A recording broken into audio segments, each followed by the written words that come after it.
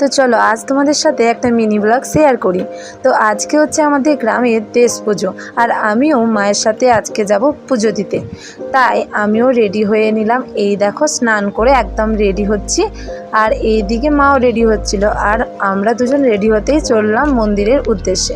আর এই দেখো মন্দিরের কাছে আমরা চলে এসেছি, আর এইখানে পুজো তো শুরু হয়ে গেছে।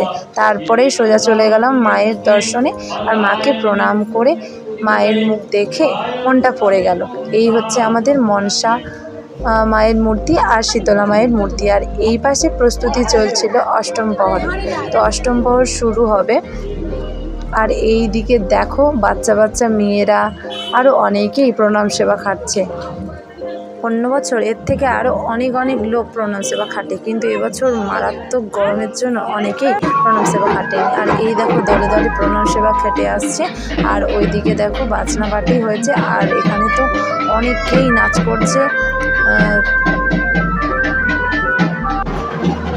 তো এই দেখো বসে বসে দেখছিলাম, খুব মজা হচ্ছিল। আর শেষে একটা আইসক্রিম কিনে সোজা চলে এলাম বাড়ি।